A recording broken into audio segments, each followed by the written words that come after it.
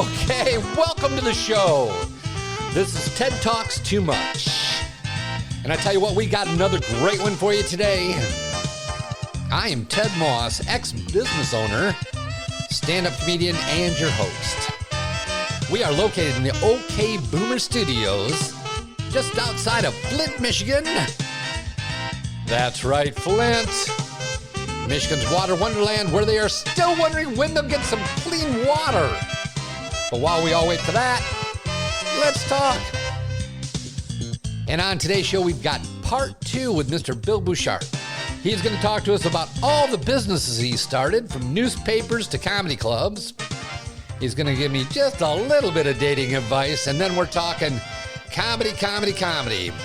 Everything you would ever want to know about being in stand-up comedy. If you're interested in that, stay tuned. I got a great phone call in there from a guy who booked me here. I got my first acting job. I'm excited about that. Yeah, thank you. I'll be playing the Statue of Liberty in front of the Liberty Tax Service on Edison. Got my foam crown in the mail. I have a medical marijuana card. I have an affliction. I'm married. And nothing drowns out my wife's voice like a gurgling bong toke.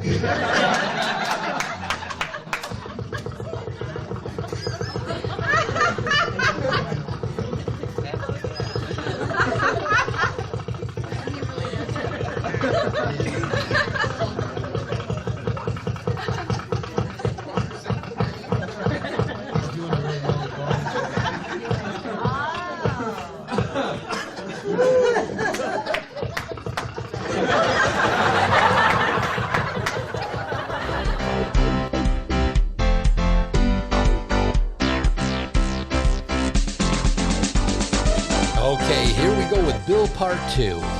We're going to talk a little bit about family and shoveling asphalt, and then all things comedy. I wasn't really sure where the conversation was going to go, but I tell you what, when you're dealing with a guy that's got a shotgun brain, machine gun mouth, and a great sense of humor, it's always entertaining. So help me welcome back to the show, Mr. Bill Bushart.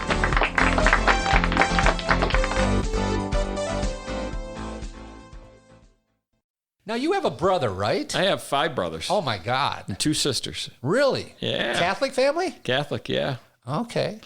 Irish Catholic, 1970s. Oh, God, I wouldn't brag about that. Now they're cranking them out, man. Yeah, I actually married a Irish Catholic gal that was one of 10 children. Yeah. 11 children. We had 8, like and we were small in our community. So, that's when everybody was just cranking out the kids and make more Catholics. Yeah, and you don't have any kids. No kids. Do you think you should have kids? No, don't want them. I think I made that decision long ago, and then I married my wife, and she just never even, it was never an issue with her? Never. She's just like, Why would we? Yeah. Yeah, we got things are going pretty good right now. Yeah. Why bring a third party in here? But she's got caught up in her career and stuff, and it wasn't like we weren't trying to have them, but we weren't not trying to have them. We were just living our life, and it just never happened. So yeah. Now, I remember hearing a story that your brother was an asphalter, or did parking lots or something? Yeah, they own an asphalt company. They're all part of that business. Yeah. Did you do that? A couple summers I did here and there, just kind of a part-time. What did you do? It was a nightmare. I worked out as a laborer. Yeah, well, worst job there is. I worked asphalt. Roofer and asphalt. I worked asphalt for 2 years. I totally know about shoveling asphalt. Oh, it's a nightmare. Were you on one of those drags where they drag behind and you had to fill the wing up and that kind of thing? All that stuff. Yeah, the whole nine. Yeah. Did you get to drive the dump truck? Or no, I was just grab a shovel and shovel. You were and in labor. shape though, weren't you? Yeah, I lost a lot of weight. That's for sure. Yeah. Did you stand on the drag ever and have to pull the asphalt to fill the wing on the side? Oh, yeah. Many times. I remember doing that and having the asphalt smoke, which is really tar. It's tar. You're breathing tar. It's a terrible job. And smoking a non-filter Camel cigarette while shoveling and breathing the tar. It was just horrible for you. Yeah, my brothers have been doing that for about 40 years. I did it one summer. I'm like, I'm fucking out. Maybe 2 summers. And it's hot. Hot. This is how you spend your days? Yeah. You know. Well, you'll appreciate this. When I was new on that job, it was like my either first or second day, you have to dip your shovel in a bucket of fuel oil occasionally. So it doesn't stick. So it doesn't stick. Well, I didn't know that. Nobody told me the fuel oil trick. That heavy stuff. And I was lifting all this asphalt and shoveling and it was sticking. And it wasn't going exactly where I wanted it to go. And all those guys work without shirts because it's hotter than hell. Yeah. And I splattered the guy's back with asphalt on my first day. My brothers have a story of a guy who was... and it stuck to him. Yeah. It was burning tar. That's not... It's bad. The guy missed. He was shoveling and he missed and he fell into the pile. No! And he was like struggling to get out of the pile. Oh, no! And they tell that story to me and I just die laughing on that. Because I can imagine, you just you're mechanical after a while. And you miss that one time and you're just so used to connecting. You probably... that's horrible. But yeah, that's hard work, man. It's terrible. It's not easy work. That was actually the most difficult job I ever did. And I did some roofing, and I ran a jackhammer for 8 hours a day. Yeah, jackhammer's tough too, man. Well, jackhammer will bruise the tissue on your hand so much you can't close your hand the next day. You up, man. Yeah. And then you go back into work, and you're in agony. Yeah. And that's why everybody's leaning on them. Even shoveling all day, if you're not prepared, you get home and you got the calluses the next day. You're just kind of like using the palm of your hand and can't. I remember being in really great shape. I mean, my chest was like squared off muscle. I looked like a bodybuilder from the waist up from asphalt. Because we worked. Well, you work till the jobs are done. Construction's strong, man. That's the thing. Yeah, and we had no lunch breaks and we had no coffee breaks. The asphalt's hot. It was a terrible, terrible job. I think back in my day, it paid $5 an hour. Yeah, I was probably making 10 when I did it. Yeah, and I was trying to save up for college. I remember one time I was driving the asphalt truck, and it was a tandem axle, and I think we carried about 12 tons of asphalt on it or something like that. And I picked it up at the asphalt plant, and I'm going back to the job, and the asphalt's hot, and they had one of these safety stops where they're pulling over all the traffic. And I'm in this old beat-up 1940s tandem axle Diamond T dump truck that has blinkers don't work, washers don't work. I don't have any of the flares or I am not good for a traffic stop. And I'm going to get the hugest ticket in the world. And I don't even have a driver's license with me. But you're only making $5 an hour. Yeah. So I flagged down the guy before it was my turn to get inspected. And I said, look, I can't do this inspection. I've got 12 tons of hot asphalt in the back. And if it cools and hardens in the back, someone's going to be jackhammering that out. And it's not going to be me. I got to dump that stuff while it's hot. I can't be sitting here. And so the guy was kind of buying into it. He said, okay, just give me your driver's license. He almost had him. Like, oh, shit. I said, I don't know it, but I know the number. It's M200-792-135. And I gave him the whole number. And so he looked it up, and I told him my name, and it all matched because I had memorized the number for whatever reason. And he said, okay, I'll just give you a ticket for not having your driver's license with you and let you go. And I got out to the job and saw the boss, and I told him what happened, and he paid the ticket. Nice. Yeah, well, otherwise, I got him out of the huge ticket. They're gonna. So that's the one time I was a hero. Other than that, it sucked. And I worked every day. I mean, if it didn't rain, I was working every freaking day. And that's an early day and a late day. Oh, it's terrible. And I was hitchhiking to work. Jesus. Yeah, I lived downtown Flint in an apartment that cost me $25 a week, $2.57 a night. Can you imagine? Didn't even have a shower. Had a tub I shared with my neighbors. Yeah, had a tub I shared with my neighbors and had to take a bath every day. And I realized that all my neighbors who I didn't know were sitting in the same tub with their bare ass at the same spot. Damn. I'm going, $2.57 a night, though. It's a pretty good bargain. Yeah. And I had to save my money because I had to go back to college. Because if I didn't go to college, I was going to Vietnam. So I thought, I'll shovel asphalt, I'll hitchhike to work, and I'll sit my ass in this tub I'm sharing. Together, for sure. Yeah, man. Rather than go to Vietnam. I mean, what's my option, know? Yeah.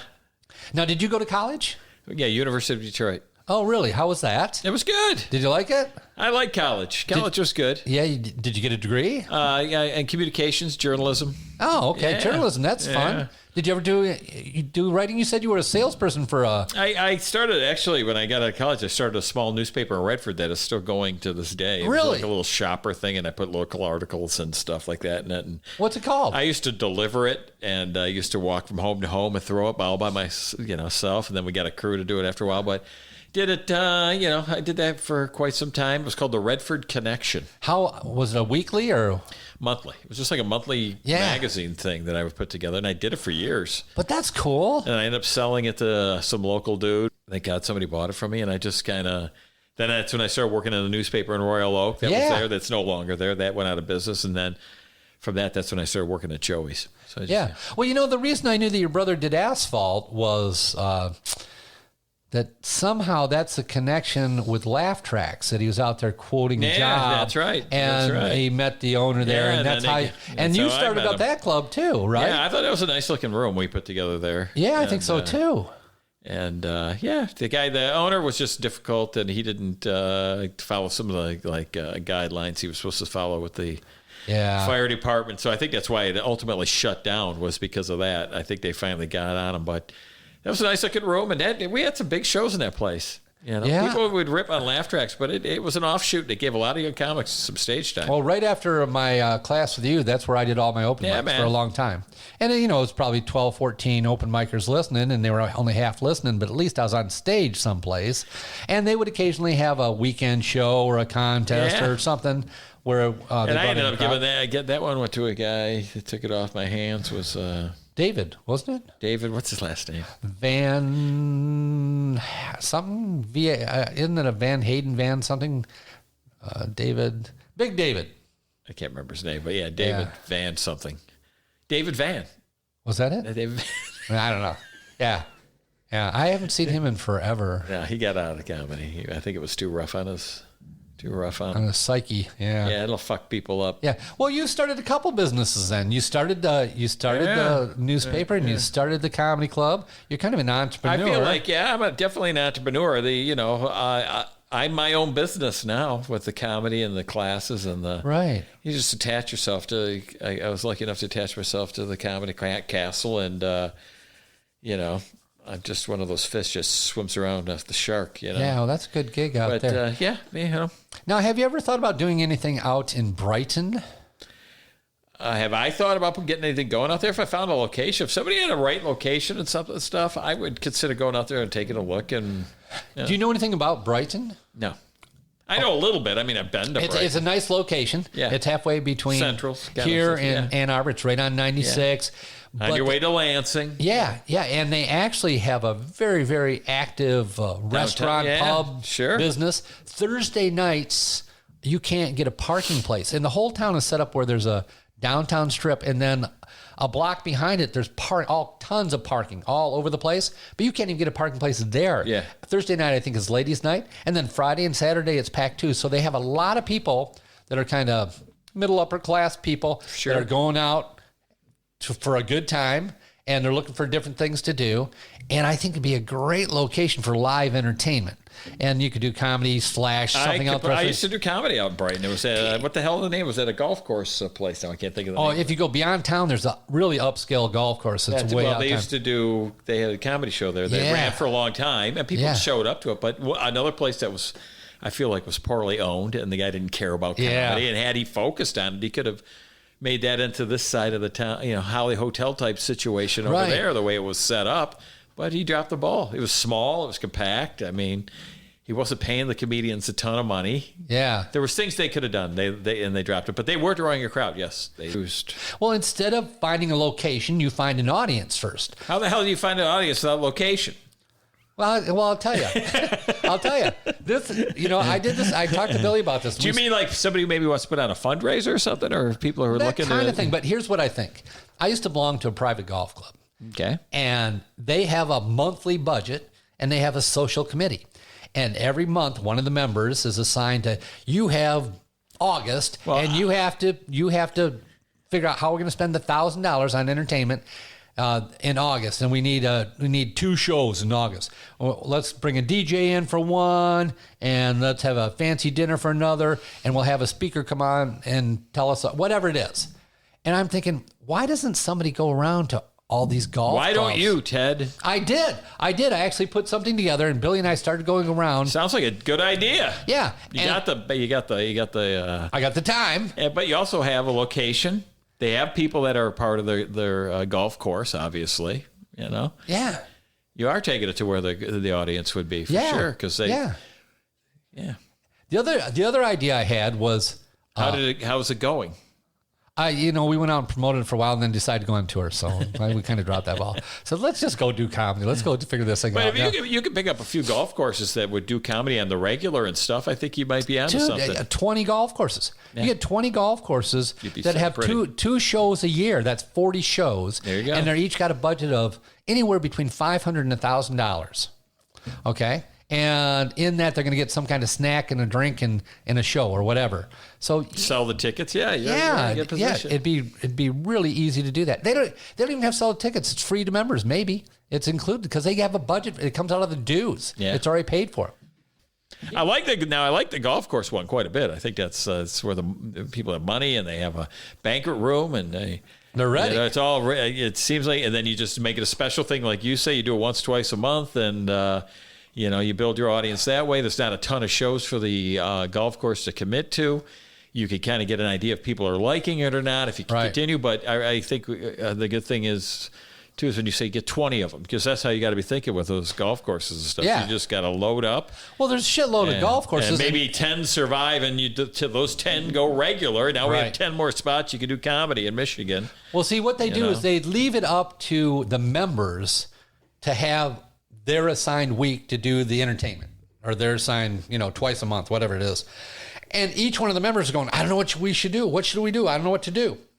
And if you put something on their bulletin board and said, if you want stand-up comedy, call me at this number and we'll put together a show.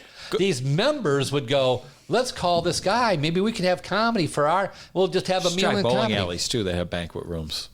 I've done a lot of bowling alleys that have a side banquet room that is always, those shows are always packed. You know what? I did Colonial Lanes. Because people are going there. It's a set place. And they have the marquee. They can help you with the marketing. And and I've done some for Mike Ball at Bay City. I did a show for Mike Ball in Bay City. People were there for the show. I've done lots of bowling alleys in my life. Yeah?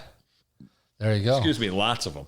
And it seems to be the place where people go out to comedy shows. Steve Martin used to do drive-in movie theaters. I've done comedy on the lanes before. You stand on the lanes? Stand on the lane. And they oil the lanes, dude. I stood on the lanes and did the fucking, I didn't go over the line. Oh, okay. I don't want to cause a foul. Over the line. But they were all facing me from the bar area, and you're out on the lanes doing stand-up. Did you work the whole crowd? Do you have to walk all the way up that 20 lanes? It was work. So you're running. Well, they kept it contained. It was a very small bowling alley. It probably had maybe 15 lanes. Oh. So it was in Munising. Oh.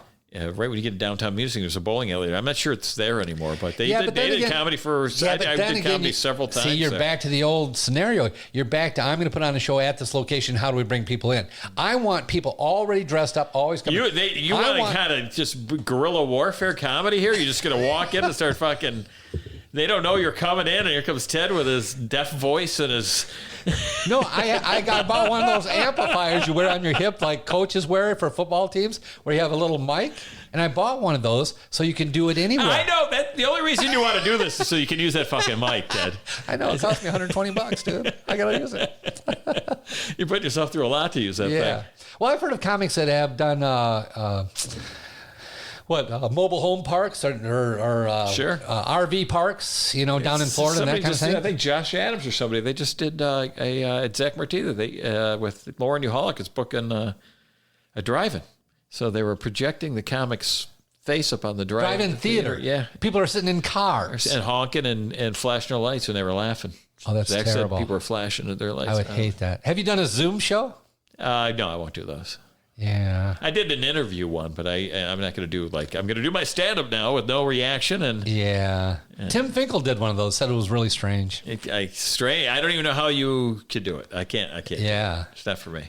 You know, I did one interview on the telephone with Sal D'Amelio. Yeah. Love Sal. Great guy. But it's difficult. When you're face-to-face with people, it's easier to time what you're saying. And sometimes you talk on top of each other, but not much. But it's like when you watch the news now, nobody knows when to talk because they're all at different locations. Yeah. And you get the same thing with the interviews. delay, too. You get that little delay, and you're like, come on. Because they're just getting the feed. I think that's difficult. Well, ultimately, I don't know that this coronavirus is going away for 3 years.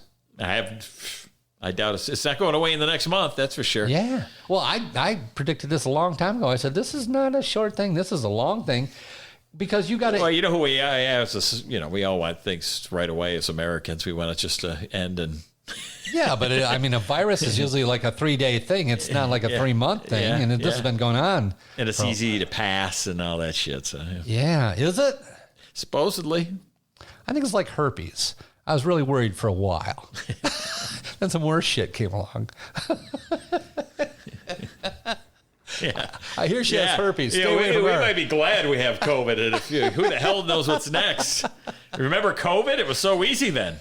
I know. But then we moved from herpes to AIDS. That got a lot. That's a jump. That's a hell of a jump right there. I know. We go from COVID to something much, much worse. Yeah, but are you a mask wearer? I do wear a mask, yeah. Do you? I go to the grocery store, we don't go to eat. So we don't, you're the first person I've seen in a long time. Yeah. So, but I wear a mask. Do you? I have not worn one yet. And everybody hates me for it. So, but sometimes I forget to take it off. I just have it on. I forget I have it on. I'll get I'll go to the grocery store and instead of taking it off right when I get out, I get in the car and I'm driving. I'm like, holy fuck, I still got my mask on. I've got a date tonight. I'm going to meet somebody I've never met before in my whole life. Beautiful girl. And we've set up a date down in Clarkston. We called one restaurant, couldn't get reservations, and they told me that you have to wear a mask except when you're drinking or eating. So I don't know if you put it on, take it off, depending. Let's talk for a while. No, they'll have everybody probably sat far away from each other, and social distance. But I could not get a reservation there. They were packed. And so I called another place, and they said our wait staff wears them, but it's optional for the people. And they have outdoor seating, too, which I think is good. But I think it'd be really weird to meet somebody on their first date both wearing masks. Don't you? Have you seen her picture? Yeah, you might be better. Yes. Here, wear this. You look a lot better with the mask on. Yeah. Well, is she a mask wearer? I don't know. We didn't have that conversation. How about no mask during the date, and if you get lucky, you put masks on then? those are called pillowcases, Bill. They aren't just masks. I think I can, let's see, I think I can show you. I believe. Oh, yeah. This is it. This is it, I think. Where it goes. How do I get, I want account. I want to back. You think I know how to use this by now, but I really don't. Oh, here we go. Here we go. Very nice, sir. I'm hoping she has poor vision and bad judgment. Is that on your profile? Yeah, that's what I'm looking for. Just add that. Yeah, this is what I'm looking for. No, she's not bad. I mean, the problem is at my age, I'm limited in what I can attract, Very nice. Yeah. She's very attractive. Yeah, well, it'll be a one and done. Yeah. Oh, she doesn't hear this. Well, I mean, no, I don't mean, she'll reject me. I don't mean I'll reject her. What a done. I'm going to get her, nail her, and leave her, Bill. Next. No, I don't know. I always ask people if they have any dating advice for me. And you know me for a long time. And I'm old. And I'm not really sure anymore how to get a woman in my life. To keep her, you mean? Yeah, I'd like to have one. I enjoyed being in a relationship. Then do it. What? Just settle. Take whatever comes up. You'll know, though. Like, I knew when I met my wife that we were going to be together. It just, you'll know, right? Dude, the first year. But I think as you get older, though, you get set in your ways. You got your place. You're doing your own thing. You leave, you come, you go when you want. You kill bees when you feel like it. There's some shit going on, man. You go to the bar, you do comedy, maybe, you're all over the place when you're. Yeah. So you're asking, so you got to ask yourself, are we staying home?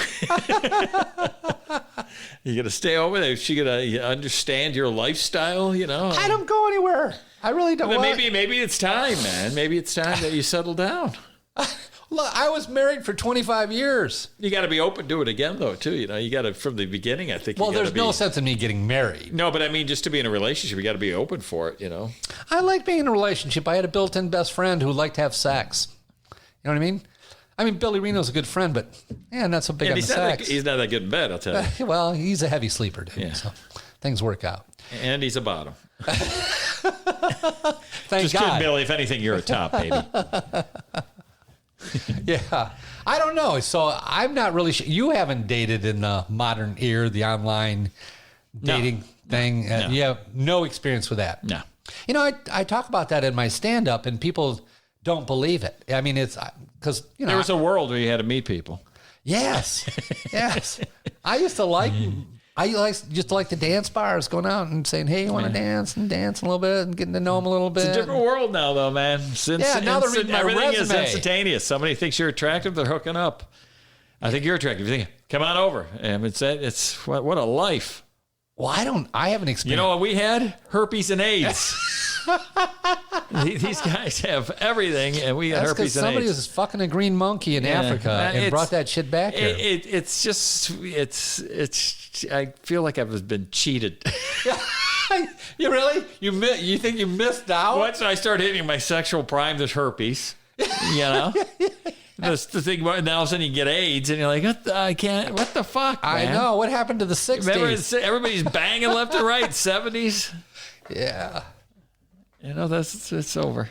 I just wrote a comedy bit about a true story when I hitchhiked to Chicago with $5 in my pocket to see a girl at United Airlines stewardess school. And I got there, and she didn't know I was coming. There was no cell phones back in the day. And she's like, "I'm busy, can't do anything." And so there I was in Chicago with $5 in my pocket. And a lady told me that, lady at the motel who said she would not rent me a storage room for $5, told me that her daughter's boyfriend was stopping by, and he'd take me to the airport for $5, and I could pretend I was waiting for a flight and sleep there. And I thought, well, that sounds good. So anyhow, I jumped in the car with him. We got high, and he ended up going, "You want to go to a party?" And I was like, "I am not busy." Yeah. Sure.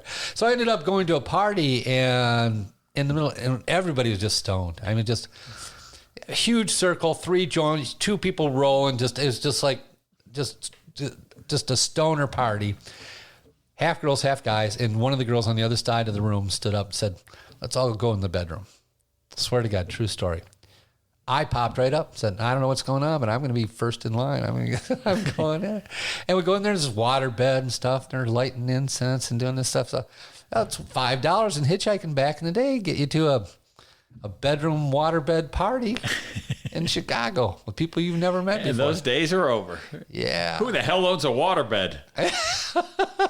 I had one in college. I'm trying to think. I've been on maybe 1 or 2 waterbeds in my life. I was waterbed Ted in college, I tell you what. Perfect. Fucking perfect. Waterbed Ted. Stay away from him. It's Waterbed Ted. Sounds like one of those names you give out at Chicago. Yeah. Hey, Waterbed Ted. The problem with the waterbed is I was in the basement of the fraternity house, and I put it on the concrete. And the concrete floor in the basement in the wintertime in Kalamazoo, it's quite cold. And I didn't have anything insulating between the waterbed and me except a sheet. So my core temperature was like 60 degrees every morning when I got up. This waterbed is great. You fucking freezing here. I had no money for a bed, dude. The bed was best sleep of my life, but I have hypothermia. And I can't roll over because it wakes me up with waves. Oh my God, the waves. There was no baffle. Oh, there was no baffle in mine. It was just one continuous. It was just a big bladder filled with water. Man. Yeah. Yeah. But it was in the fraternity house, so it was the highlight. Waterbeds. You couldn't have it upstairs. It would have came through the floors. It's so fucking heavy. All that water. You had to have it in the basement. Yeah. But it was a cheap way to have a bed. You know, you could fold it up, put it in the back of your car, take it someplace. Take your bed with you. Waterbed Ted. That's great. You will be called that from now on. Great. We'll see what I see around. Hey, Waterbed Ted. Oh, God. All right. Back in the day. Back when I had long hair and everything made sense. Now I'm just old, wondering what I was supposed to do. You're not old. Do you know how old I'm going to turn this year? I would say you're turning 65 this year. 60. Oh, I wasn't too far off. Yeah, 2 years from being 70 years old, dude. Well, halfway to 140. Do you feel that way? I feel? Yeah. No. But you know what I'm saying, though? I mean, your attitude's good. I actually feel like I'm... you seem I feel spry. Like I'm 50. You know, you're just... I'm up on the roof killing bees. Man, you're a bee killer. You're I'm dating. Life is good. I'm beating the dogs. You know, but your core person, how old is that? Yeah, you know what I mean? Your body is 68. Well, you know? really, the way you should judge... Where are you stuck? You know, what age are you stuck at? I think I'm at like... I'm 32. I think I'm 48. I think I'm 48. Yeah, right in there, 48. You know what I'm saying? You pick an age. And I think the thing is, at some point, you got to start counting from when you're going to die. Because, like, if I meet somebody and they have no longevity in their family dies at 70, they're only going to be around for 5 years. Are you going to ask this girl tonight? Yeah, when did your parents die? When did your parents die? Yeah. I just want to know how long we might be together. My dad drank every day. My mother was an alcoholic. They both were overweight. They never ate the right things. They never took care of themselves. Neither one exercised one day in their life. My mom, 92, you couldn't kill her. I mean, you know what? And I don't drink and I don't do any of that stuff. And I'm going to live to be 100. I am. I've got 30 more years. Yeah. So I think I should be looking for somebody that has 30 more years. Yeah. The last 5 are going to suck. Well, then but try somebody who's like 21. Because you know they're going to have 30 more years. Yeah. Well, you know what the problem is? On this particular profile, I lied about my age. How old did you tell him you were? 62. Oh, my God. Or hold on, 63. Do you think that makes that big of a difference? Yeah, it only makes a difference because it's a lie. People don't like people that lie. And, but my ex-wife is 55 right now, and I was with her for 25 years. But nobody realized that there was any age difference. Yeah. Because I acted young, I looked younger. And so it isn't an issue other than the fact that you're lying to somebody to meet them. And then if they're looking to bail, they got a reason, I think. So I don't know. Well, she'll have that. You're actually giving them that reason. See, you're planning ahead to get out of this thing. How could you stay with me? I'm a liar. Yeah. Hey, I would be remiss if I didn't ask you about comedy. And you know what? You've been around for so long, and you've seen so many students and so many people trying to do comedy and trying to develop comedy.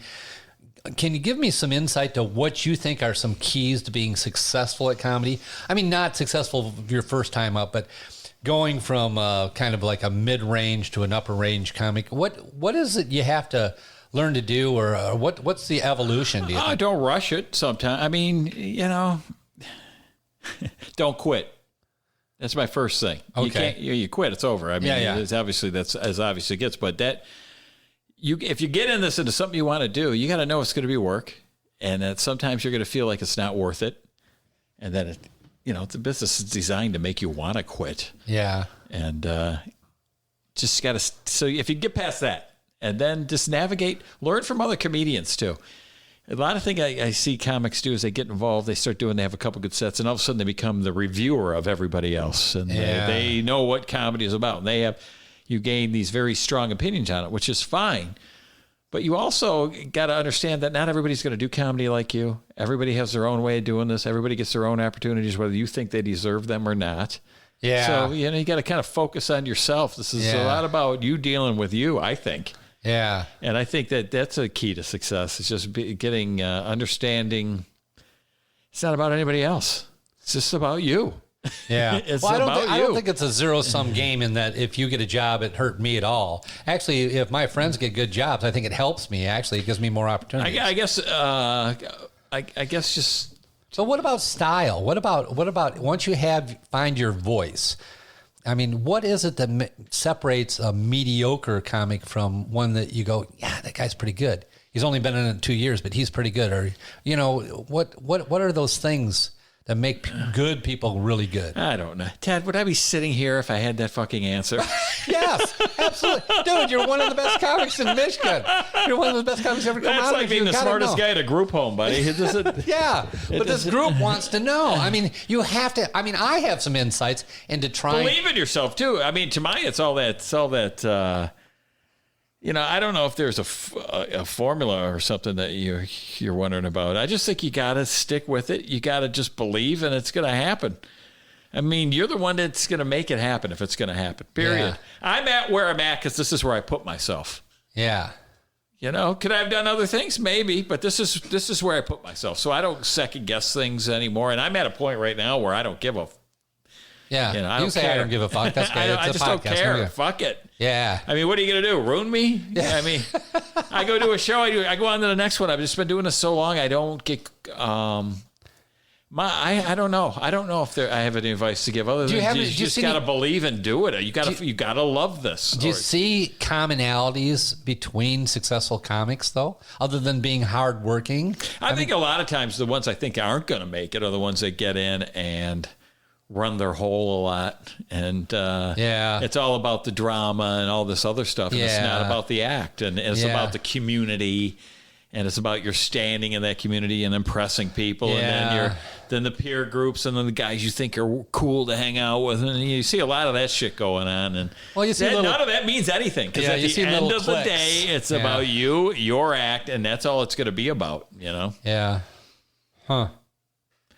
But if you find your voice and stuff, first off, I wouldn't be hanging around Michigan. I definitely would be going somewhere that has if you want to be a star, you're not going to stay here. Yeah. You're going to go out and you're going to try to be a star at the places that make stars. Did you decide not to do that?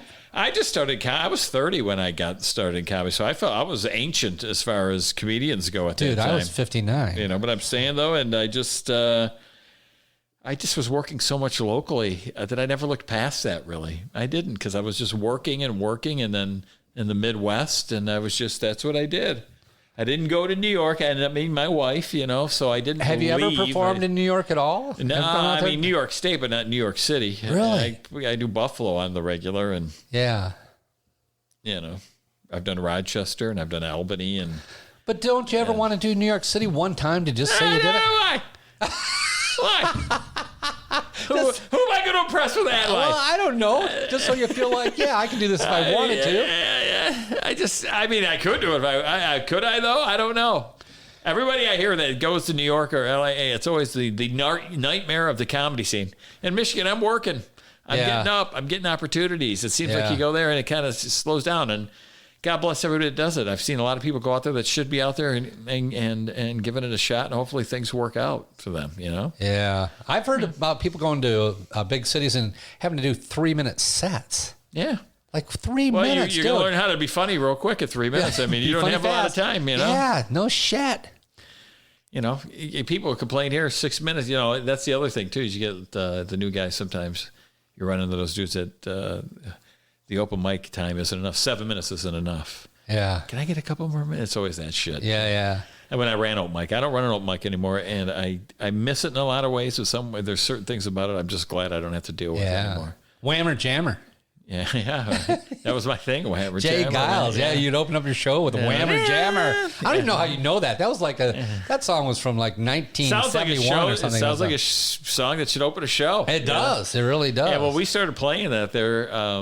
The audience got into the show. Yeah. So. Yeah, it was great. You used to run great shows on Joey's with that. I remember that. That was a great show. Lots of different personalities came through there. A lot of great people. I got to say that class and running open mics is broadened my view of humanity, and it's taught me a lot of things about people and their personalities, and I feel like I can get a pretty good read on people nowadays. Yeah. Because of all the different. Really? The thing about comedy, though, too, is, when people get into it, everybody's got the same goal in mind, and that's to get better at it. Yeah. And to get opportunities. And so in a lot of ways, when people get started, we're all alike in that way. There's a lot, we're all the same. I don't think I read people well at all. Honestly. I've had a lot of one-on-one interactions with people through comedy. Yeah. I mean, so when they come in, like 5 minutes, 3 minutes, you can go, okay, I know what this guy is kind of about. Yeah, just off stage mostly. Yeah. Yeah. When they start, if you start out braggadocious and stuff and you just started at this, it's pretty funny to watch guys do that. You know what I'm saying? You see it. Yeah, and you're just like, oh boy. Cringe. Yeah, this is not going to be good. Yeah. Yeah. But you got to appreciate people's enthusiasm, though, too. Sometimes you get into it and you're excited and you want to share and you're talking to somebody who's done it for 20, 25 years and they're just like, yeah. I remember you got some shit to learn. You're going to have some disappointments. Yeah. If you don't have some disappointments in this, you're not doing it right. I remember in my class with you, we had a gal and she had just had surgery for her cancer and she was doing stand-up about her cancer. And you let her do it and I didn't understand how that was going to be funny. I was like, oh my God. And you said, well, a lot of people identify with it because a lot of people have been through that kind of, and I thought, God, that's just a stretch. I don't know how you go up there and laugh about your cancer and everybody's going to be entertained with that. But you seem to let her. You seem to think, okay. Hey, you were kind of like a cheerleader, though. You were kind of like, more of that. That's I'm what for everybody. Whatever you do is going to be great. What good is it going to do for me to tell people what they can and cannot say? I don't know your experiences. So people know generally what they want to do. And when we have those classes, the thing is about talking it out just to get more material. And then just the basics of public speaking, which I think a lot of people lack when they first get in. It's just the basic public speaking skills that you need to employ. That a lot of people don't do that. They get up there and they think they're going to just start talking and they don't have anything prepared or, or they have these wild ideas. A lot of people with comedy, when they can't wait to say fuck, that's a big, that's a big deal, But it's yours. So when we, have that class, it's just about, like you said, cheerleading and coaching along and trying to keep people motivated. And hopefully you get some people that come up with some pearls or some good jokes that nail some laughs. And I don't think anybody's finished after they take a comedy class. You know that. Yeah. It's just, that's not that's not what we think at the castle. It's not what people think at all. This is an elective that people want to do. Right. Go up. Tell some jokes and live it. Some people, like you said, one and dones, they go. The people that want to do it, you're going to see them around. You're going to know who those people are. They're going to stick with it, Right. Do you end up kind of categorizing people? Do you go, okay, this guy is very similar to this other guy and this kind of group of people that do this style comedy and do this style? I mean, do you have categories in your head of when you see a new comic go, oh, I kind of get it. You're going to be kind of like the guy I had 3 classes ago. You can see that energy in some people and stuff as well. But I think for most part, everybody's pretty unique when they're starting out because they don't have anything. Yeah. Yeah. So you're trying to figure out what their thing is going to be, at least for this one show we're going to put on. Like, what are you about? Yeah. And a lot of times people get up there and they just start talking. They don't realize you need to make a connection with an audience, and they don't realize that they have to understand what the fuck you're talking about too when you're up there. You just can't start talking. There's got to be some setup, and you got to pull them in somehow. And just because you think something funny doesn't mean it necessarily is going to be funny to everybody in the room. So you got to figure out how to make that thing that's so funny to you funny to everybody else. Yeah, sometimes when you're trying to be funny, it makes it less fun. Oh, yeah. If you look like you can tell when you're forcing it. I can't stand that when I see people forcing it too, like with the really fast talk. That shit.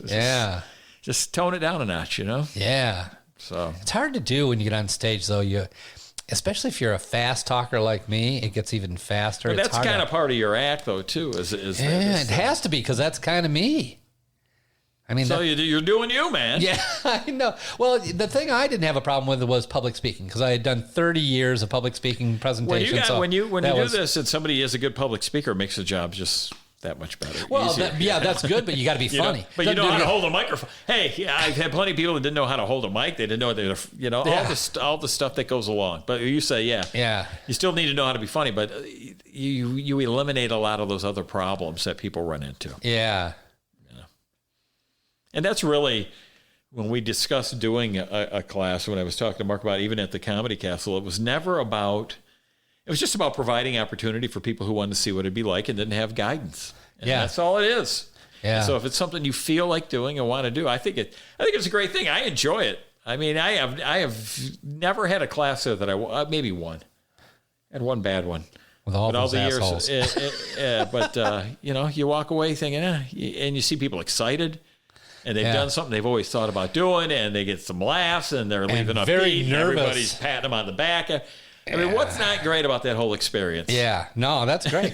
Well, you know what? If it's your first show and you got a whole bunch of your friends that have never seen you perform, and they're fucking dying to see you do this thing. Yeah, you can't even believe you're on stage. When people find out you're doing stand-up, they're telling somebody else, who's doing what? Ted's doing. He's doing what? And then next thing you know, there's this curiosity where people will actually make an attempt to come and see you because they're like, can't fucking believe it. Stand up. It's crazy. And then, you always have those friends that see you do it, and they're like, well, I've always wanted to try that too. Yeah. I have a dime for every time, people have taken a class and a friend of a friend, or my cousin took it, or this person, or he said I should do this. Yeah.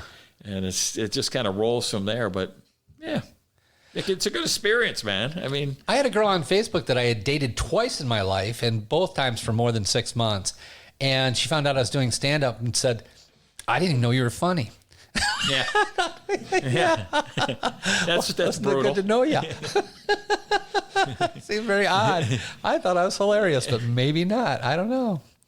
I think I kind of see categories of people. I mean, I always see that very attractive girl that wants to talk about her vagina, and she gets this nervous laugh response from the audience, so she thinks it's comedy every time she says something dirty. And that girl always seems to show up over and over again for some reason. I'm not sure why. Well, the vagina is the woman's penis.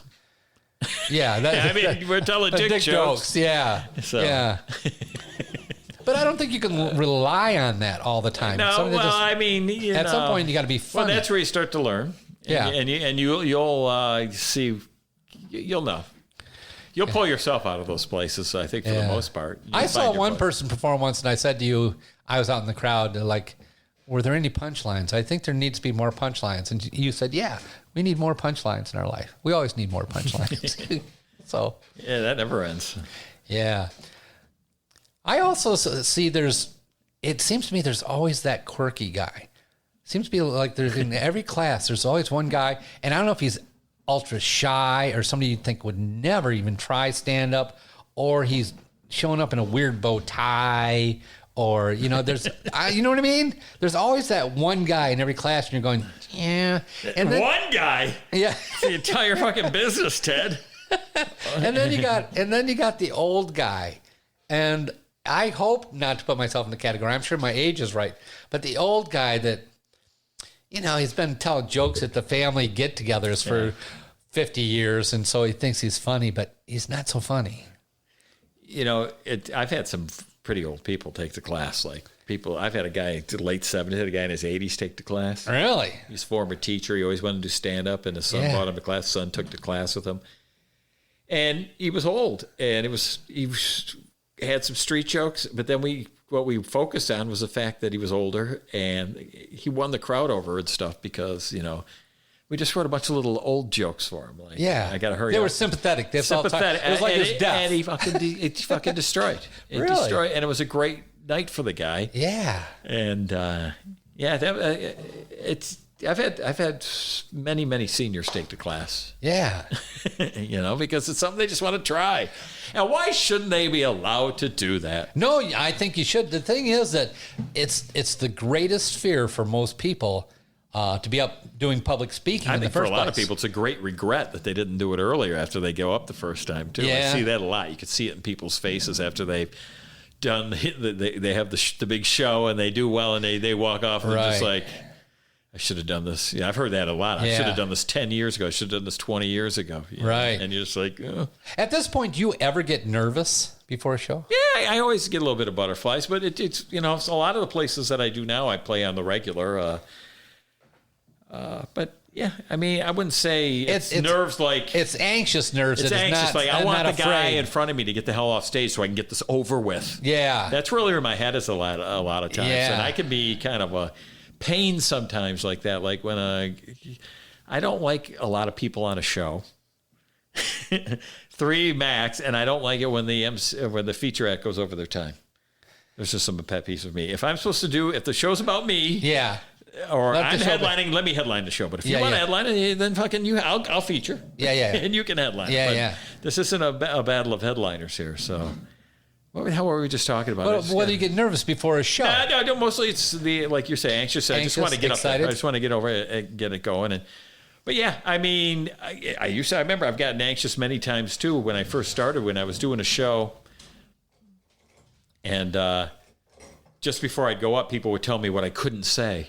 Oh, I hate that. Whoa. I got one act, man. What are you talking about?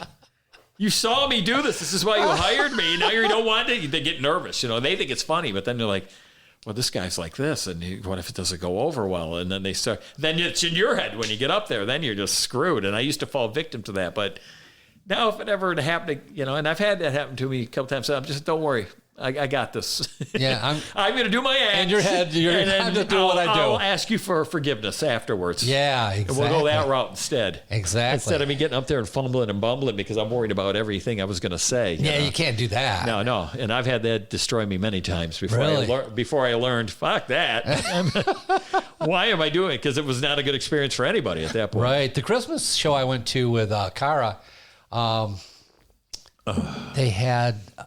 It was a terrible setup. It was a huge foyer in a business office complex, huge, and probably 14 people as an audience. Yeah. And they had a band there the night before. So big ceilings, wide area, seating was spread out.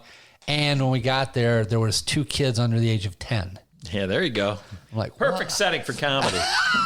Oh, fuck.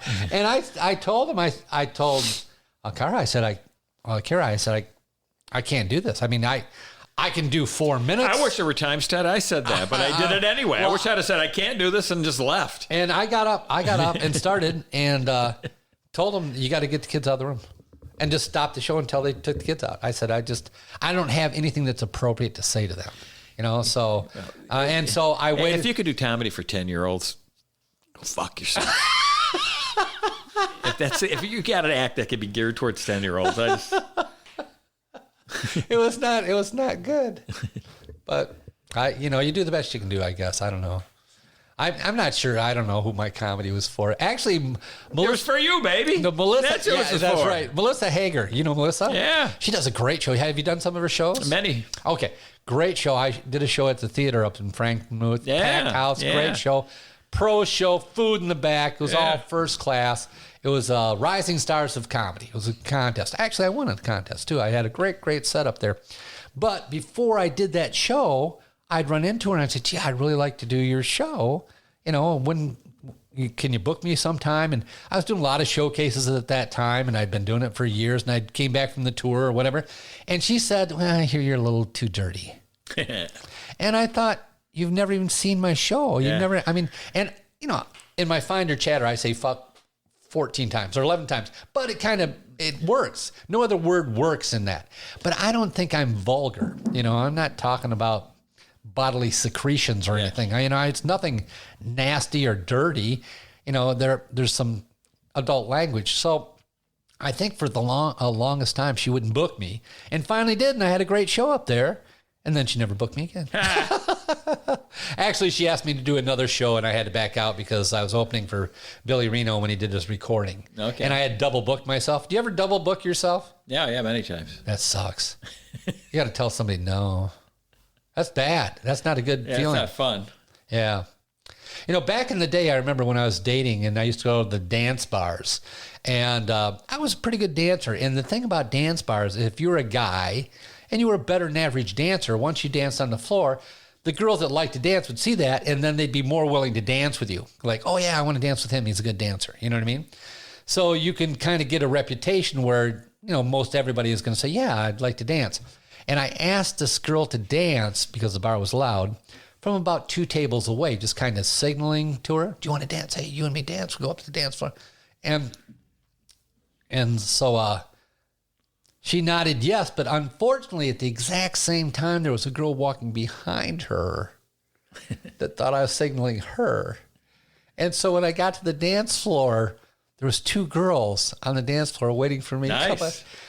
And so I had to get up on the dance floor, and I had to say, not you, her. And there's no good way to say, not you, her. It sucked. It's like that. I don't know how to say it. Still sticking with you. You're a cutie, yes. Yeah, that's why I'm single now. I never learned how to say it. She wrote it for you. She did. She put a note out on me. Yeah, it's hard to take that rejection, I guess. I don't know. But anyhow, your advice for comics is just to be you. Be you, don't quit. Don't quit. Everybody says keep going up. You know, somebody told me keep going up. Somebody told me that the best advice you ever gave them, and years later, they're still quoting this. Quoting Bill Bushart, told me, we're all faking the confidence. Do you remember saying that to anybody? Yeah, it's true. Do you remember who? I'm sure I've said it to a few people. But Tommy Thompson. Tommy Thompson. Yeah, he said, because he told you he was feeling nervous, and you gave him that advice. Said, dude, we're all faking the confidence. It's just the way it is. Don't worry about that. Yeah. We're all pretending we know what we're doing. Yeah. None of us know what we're doing. The crowd doesn't know. Yeah. They don't know that you don't know. Yeah. They think you know because you're there. Yeah, I know. I know. Actually. So if you're faking the confidence, they're like, oh, he's really got his shit together. Yeah. But inside, you're like, what the fuck? Why did I get involved? I got an introduction in front of a good crowd at Laugh Tracks as one of the local favorites, and I went up and did my thing, and I got down. And one of the newer kids said, oh, man, you're a local favorite. I need to talk to you. And I'm like, no, he just said that, dude. I just started. You see? Godfather of comedy. It's all bullshit, man. Yeah. Even that intro got you in trouble. We're pretending. Yeah.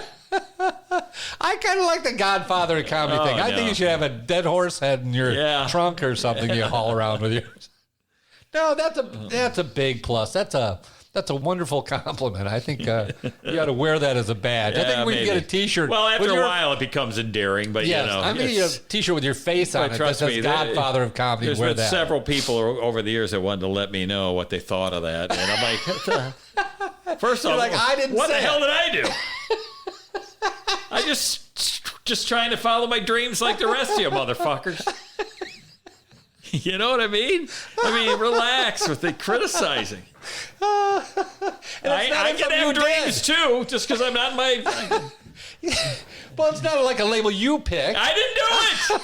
I had nothing to do with it. Completely laid on me, and next thing you know, you think she's the Godfather? Well, I don't think it.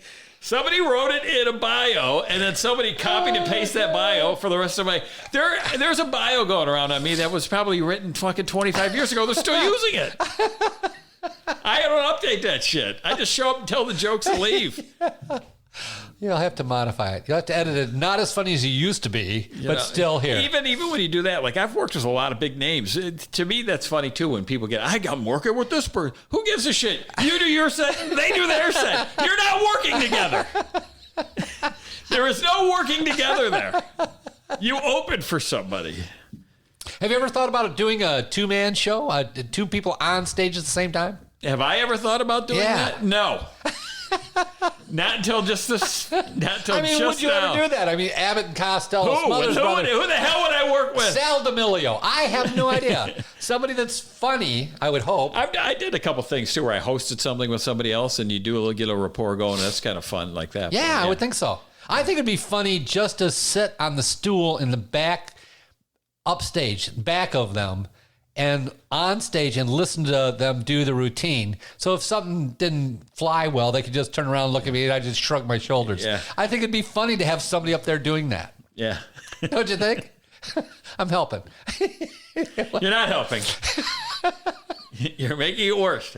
Yeah, no. I think that's a good backup plan in case you're bombing. It's kind of like the Jimmy Kimmel when he first had his show and had a guy off stage. And I think Conan did this too, that they had some guy that they referred to. Didn't somebody have somebody behind a wall with their head just sticking out a opening in the wall that was watching the show? I can't remember, but I think there was somebody. Yeah, I think that's a neat... they're upstaged, so you always have that go-to. You know, it's like if you're doing your set and it's not going well and somebody at Ridley slides open the door, sticks out his head and just shakes his head. It's not happening tonight. Come on. Yeah, I think that'd be hilarious. And I could actually use my portable mic. I could mic myself up in case I had something to say. I think you want to produce the show. That's what you want to do. You better find some golf courses, at a golf club. Yeah. I think there's an opening for a two-man act or a two-person act. I think that's... You don't see them. I know. I actually talked to two different people about putting one together, but the problem is you got to rehearse. Yeah. And you got to rehearse a lot. And you got to do a lot of stage time together if you're going to make that.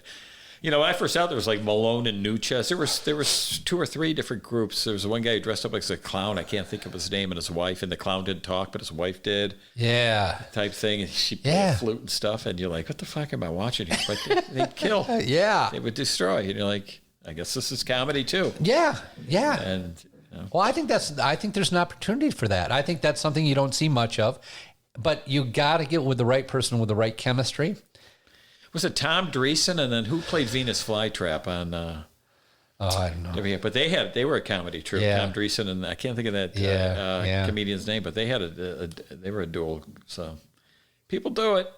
Well, you know, I think back in the day when there was a comic and a straight man, I always heard that the comic got paid less than the straight man. Oh, I don't know. I always heard it was a 60-40 split because the comic was getting all the glory. Everybody's, he's getting the fame and notoriety. So the straight man got paid more than the comic did. So if you had like a Lewis and Martin kind of thing, Jerry wouldn't get paid as much as Dean Martin would. Yeah. Yeah. There was another one too, a couple of dudes. I can't think of their names right now. They were a comedy troupe, came through Joey's, but well, it doesn't even have to be guys. It was like good and bad. It was like something like evil. Well, remember like Gracie and Alan, and I mean there was all these couples that did it, all these men and their wives or whatever, and would come out and one, George Burns and all these people did that kind of thing. I think that's missing in comedy, but I think it's kind of like doing crowd work or room work. When you first get up, if you talk about something in a room, it only has to be half as funny to be really funny because they realize it's not rehearsed, that you're in the moment. And I think when you have 2 people, you also have a little advantage there that you kind of have a go-to, and all you got to do is let it go to silence and have one. And when what the other guy's good at too, when they pick up, when somebody's going to start riffing on something, you probably get that feeling at all. Yeah.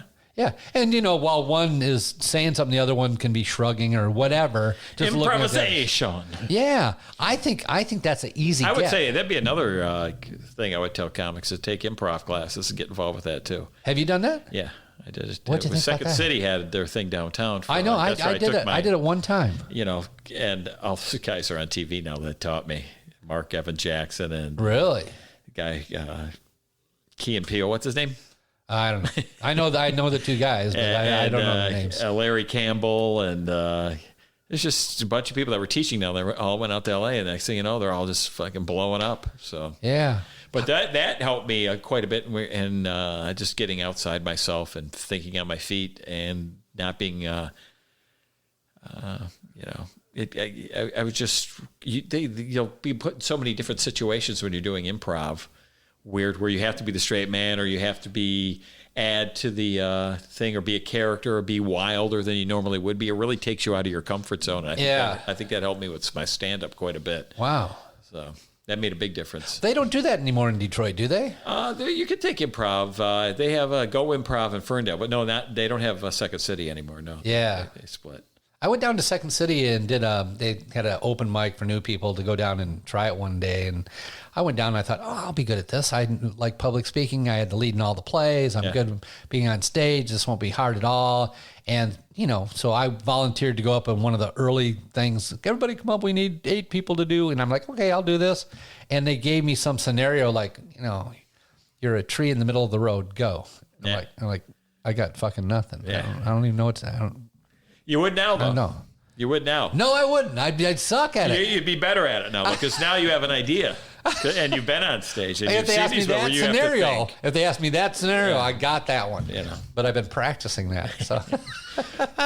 But you'd have a better idea of what how to improvise.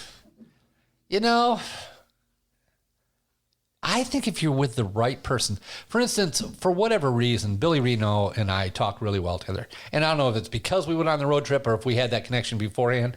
But once in a while you run into somebody and your conversations just can go for 10 hours. It's just smooth. You kind of both get each other and you laugh about different things and you both have a similar sense of humor. And I think if you're with the right person, improv would be easy. But if you're with the wrong person, it just can die on the vine too. There's nothing worse than bad improv. That's worse than bad stand-up. Because now you got a group of people shit in the bed. If it doesn't go well in improv, it can be a clusterfuck. But when it's done well, it's pretty awesome. Yeah, Joel said that he thought that most of those improv troops have two good ones that are carrying the rest of the crowd. Yeah, usually. There's two There's really guys good that know stars, and then got it. Yeah, and they're filling in all the blanks for you. So he's probably got a point there. Yeah. Now Joel teaches the advanced class. Yes. And you actually had Tim Finkel substitute for you when you were out of town. Yes, I did when I was out of town. He was thrilled. And he's a teacher by nature anyhow. And he's a funny guy. He's a funny guy. I thought he was a good person to do that, for sure. He's just, it didn't hurt that he was a teacher, too. I kept that in mind. And he's just got the kind of demeanor where he gets it. Yeah. Yeah. That these people are new and they're trying to learn something. And yeah. Yeah, Tim's a great guy. Do you know he's a world-class bicyclist?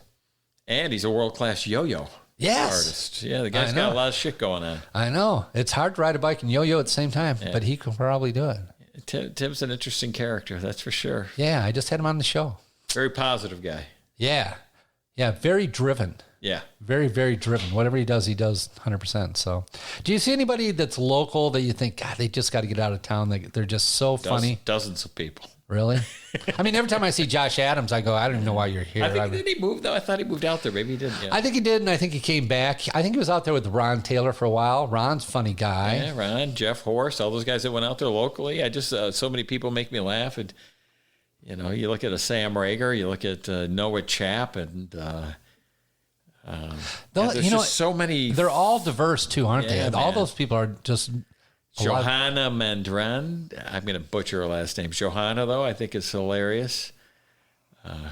Connor Mead is another funny. I think there's a lot of good young women comics out there now, too, that are starting up in the area that I think have a lot of potential, and hopefully will see things happen for themselves. Is it more challenging for women?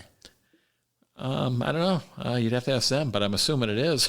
I mean, well, you don't see that many. This is a good old boys club if there's ever been one. Yeah, I think so. But I think it could be a challenge for women. I don't know what they're going through with their counterparts in comedy. There wasn't a lot of women that did comedy when I started. Yeah. Well, you see the new students when the new students come in. Do you often see strong female comics? A lot of times, yeah, for sure. Yeah. For sure. I wish I had a list of people in front of me right now. I could start rattling off. There's just so many names to choose from, You got a class going on right now? We're stopped in the middle of one. So that's one that Tim taught at, right? Just waiting for it to start up, man. Yeah. I think that's great. And people are pretty much lined up to get in those classes. You sell them out all the time, right? I'm just telling people, people constantly contact me. We're in a holding pattern. So, what about running an intermediate class? Joel does the advanced. I don't even know how we came up with an advanced class. Well, I remember I know they wanted me to do 2 classes there at one point, and I just couldn't see myself. Like, when I spend that first class with people, what more can I give you? So I think it's better to hand them off to somebody else to give them a different perspective and a different way of doing it. Yeah. Because I shouldn't be the only one you're associating this stuff with. I mean, I like to help people get going, and Joel gets everybody else to the open mics and stuff, which I think is a great thing, and it shows you the work that's going to have to go into that shit, Yeah. So I think it's a pretty good plan over there. It works, obviously. People contact us, and they go to it. It's popular. I feel like I pour myself in every class individually, and I really try to make time for the people that take the class. You do a great job. I like to go above and beyond because I know it means something to people, and I'm on the other side of the mountain with my career and stuff too. So if I can offer up some help and get people rolling, I'd like to do that. Well, I think it's interesting that you can stay as enthusiastic about the new comics as you do. That you seem to be genuinely interested and happy and find them entertaining. I really do. It's like they're like your kids. You're proud of them. There's something. Let's not go that far. But there's something about people going into something not knowing how it's going to turn out, and it's just exciting to kind of watch over the weeks and see the people who are really putting time into it. Yeah. And the other ones who struggle with it, and the ones who are struggling for like 4 weeks, and all of a sudden the light bulb kicks off, and it's just fun to watch people get into it and suddenly start to see that they're capable of something and see where they take it for that. Seems to me we had one person in our class, or my class with you, that didn't do shit until like a week before the show. That happens. And I thought, holy shit. Well, you got to it's perform. the way they probably prepare for tests and speeches and anything else they did in their life, and it's I don't know. When I took it, I was writing jokes like I just had to write jokes. I was so terrified of not getting one laugh, so I would be trying jokes on people just to see. Yeah. And in retrospect, I would have done something simpler. I took on too much, but that's kind of my nature. You see that now. too, though, and you walk before you run type thing. Yeah. But you gave it a shot, man, but you were one of those people that stuck with it. You didn't run from it afterwards. Oh no, you went out I liked and did it. I liked it. Actually, I don't know if you remember this, but I was the guy that was. You were going up. I was bugging you about putting together an advanced class. Before you had an advanced class, I was like, Bill, I'd really like to take another class, but I didn't want to go back and take the beginner class again. Because for me, a lot of the beginner class was getting over the nerves of public speaking, and I needed none of that. I was like, everything else is good. That I'm not worried about that. I'm going to be fine. I'll be ready. I'll walk out. I'll be comfortable. I need to figure out how to be funny. Part of the reason I didn't want to do the other one, too, is because I was setting my ways on how I was doing the beginner class. Yeah. Well, Joe does it totally different. Have you sat in on his class at all? No, but I know that he does it his way. I don't want to. I don't want to sit in. I think that it's more about, now they're getting a completely different experience. Yes. You know what I mean? And he's doing it his way. Yeah. So I don't want to. I like the fact that we both do it differently. Yes. I was amazed that Joel can talk for 2 hours straight on comedy every week can't get 10 about minutes new out stuff. of me. Yeah, no. Well, no, I thought it was really, really good. But you know what? They have, if they've never done comedy before I came to your class, I had done stand-up, I'm going to say 4 times. I had found some open mics because I knew I wanted to try it. And so I was trying, but then I thought, I got to figure out the science of this because, I'm okay, but how to become funny? But most people, it's a bucket list. Like, oh my God, is there any way I could ever stand up in front and try and make people laugh? That's a lot of it. That's the majority of it. And to coach them, I don't know how you do it unless you do it your style. That you coach them from this group of 12, 15 nervous people to 6 weeks later, introducing their name over a loudspeaker and having them walk out in front of 150 people. That's a big get. Well, that's, like you said, a lot of attaboys, and you can do this type of stuff. Rah, be that cheerleader, because no one else is going to do that for you in your life when you're trying to see either. Yeah. You go home, you tell your wife one of the jokes that she tells you is not funny, and you're fucking devastated. You need somebody in your corner in the beginning, man. It doesn't hurt to have somebody be like, you know what, you are funny. And you just got to work on these things. Yeah. And if you got somebody kind of coaching you along a little bit, well, when the class is done, you're on your fucking own. I'm out. Then you go to Joel's and then go to open mics and you'll figure this out, because there's not much more you can do for a person at that point. It's.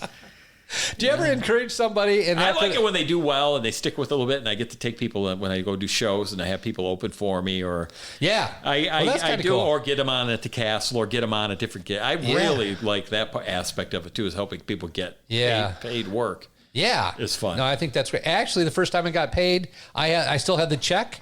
That's what's back in this thing. That's my first $25 from Ridley's, because that is the reward. If you're the outstanding student in the advanced class, you get to host the show and get paid. Oh, very nice. And when that happened, they were going to give me cash. I said, I don't want cash. I want a check from Ridley's, and they didn't want to give it to me. And I said, but look, I'm never going to cash it. I cannot buy a trophy better than your check. I could take that $25 and go to the trophy shop and not buy shit, but I can actually frame that check as the first time I ever got paid. It didn't occur to me that now you can deposit them online and hang on to the check. But I told them I would probably still do it. Yeah, they are. But I told them so they actually did that, and Joel was actually going to have a huge one presented, made up, but he didn't get around to doing that. But I don't know. I was thrilled that I got paid. Yeah, man. You know what I mean? Nothing like that. Yeah. Like, I'm a real Makes you want it to happen again. Yeah. Yeah, I remember first time I got paid, they handed me the emceed for a weekend. I think I got $140 for the weekend. I'm like, oh, that's good. Cash. I'm like, this is not bad. I can say it was Dearborn, when they had Dearborn Joey's, or $150 or whatever they were paying. It was. Have you ever featured for somebody and you just killed and actually overshadowed the headliner? Yeah, that's happened. Do you feel bad about that? Do you try not to do that? you ever get to a point going, I shouldn't be quite so funny? I've had it happen to me though too. So no, I mean it's on the headliner to follow, but yeah, it's happened. You catch fire and you just fucking destroy it. Yeah. Oh my God. I mean, this is what it feels like. Yeah. And the headline's over there going, God damn it. This guy just discovered himself. Yeah. Yeah. You know? Yeah. Billy Reno told a story about going up and saying to himself that he just killed. He had a great set, but then you went up after him. He said, oh no, that's killing. What I did was just pretty good. Yeah. I think that's good. But that's why the show, it should peak at the end. Yeah, definitely. Now, do you have a certain style of comics that you prefer to work with? If you're going to take somebody on the road with you to open for you or something? People who aren't jerks off stage. Yeah. Yeah. I like all these new guys. There's so many people to choose from. God, who have I worked with recently? I like Brett Hayden. I like a lot of these guys that I work at the Hotel. Wes Ward I work with quite a bit. Right. Carl Johnson. Do they all have the same style or a similar style? Are people ever too loud or too quiet? I can't remember anybody's fucking names right now for some reason. You're getting old. How old are you, Bill? Don't you worry about that. I think you got to be 50, right? Yes, I got to be 52. Why'd you go to 52 from 50? Because you said yes to 50 so quick. And I'm used to dating. Do I hear 54? How about 56? Zach Martin. I've worked with Zach many, many times. When he started, I brought him around a lot. He's high Dave energy. Landau, I helped get him his first few gigs. And Dave, and Michael Costa was a young comic that I worked with, on several occasions. Do you pick them based on style or energy just nice or whatever? Guy, style, energy, if they're cool, Yeah. Michael Costa is. Yeah. He's on the Comedy Central. He's probably... that guy is enjoying some success right now. Right. So, I don't know. There's so many comics that have come through and I've met. I bum out. I can't remember everybody's name all the time, but so many good young comics. Yeah. So many good. I think it's a good scene too. I got no complaints. Do you ever take a feature and go on the road and say, okay, well, we're going to go do 2 weeks and just travel with somebody? Because gigs aren't like that so much anymore. But I have, when I used to do that Dirty show. Yeah. My sister-in-law, Laura Lou, was her stage name. I worked with her all the time. Right. We worked together like hundreds of times. Oh wow. And I would. That was pretty much a regular thing that I worked with her quite a bit. Right. Yeah. Are you ever intimidated to work with anybody? Have you ever got to a situation and go, gee, I really don't want to work with this guy, or because of his style, or? No, because normally people don't tell you who you're working with. You find out when you walk in the room, and then you're like, for fuck's sake. God damn it, why didn't I ask? Yeah. But, there are a few guys I don't want to work with, so I ask more now who I'm working with, or I'll have an idea who I'm working with. I like to kind of control that situation. Well, you headline every show. You don't ever go to some place to feature anymore, sometimes do you? I'll feature at the Castle or MC at the Castle like everybody else. Sometimes, you don't headline there. To work there, you grab what you can. Same with Ann Arbor. I'll work him wherever he wants me to work. Yeah. Roger, he's a character, isn't he? Yeah, Roger's awesome. Roger's been doing this a long time. He's given me a lot of opportunities. And our Comedy Showcase, the original place that was located, that room was just fantastic. Right. It's just a great place to learn and to do stand-up. And it stunk, and it was damp. The one that he was in just prior to this one? In the basement of the vegetarian actually, that's restaurant. where I did my first stand-up. And I went in and one of the best places. Had the Roger lecture before the show to scare the shit out of you. Everybody gets that. Yeah. You got a tip for your free drink. Don't forget to tip and look for the light. I raised my hand because I'm an idiot and asked him where the light was. And he looked at me like, why are you asking questions? And he was like, you will see the light.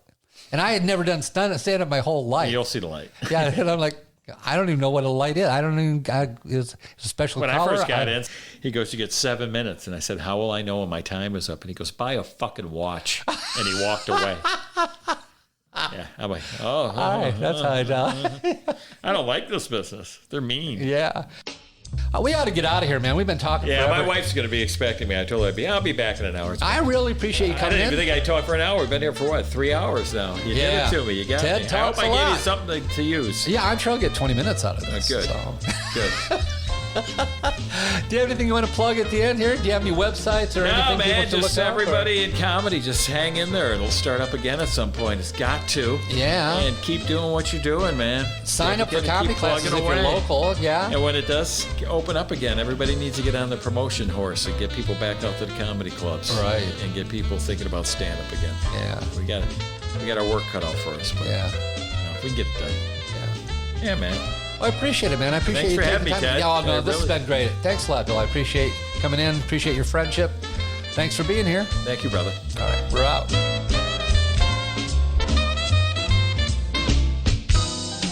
All right, that's going to be our show for the day, and I want to give a special thanks to Mr. Bill Bushart for making it such a good one. He may not be the godfather of comedy, but he is one funny fella, so if you ever get a chance, go to his shows, check him out. You'll have a good time. As for me, you can hear all my shows at tedtalkstoomuch.com or follow me on Instagram at tedtalkstoomuch, or you can send me an email. You want to send me a personal note at tedtalkstoomuch@yahoo.com. Also, you might notice that in my show notes now, I put a list of my dream guests. So if anybody's connected, help me get those dream guests on here. That'd be fun for all of us. And tell you what, if you laughed out loud to this show at any point in time, the rule is you got to share, and that helped me out too. So I'll tell you what, until next time, stay safe, be good, and just try to be happy. And until we talk again, I'm Ted Moss. Those are my thoughts.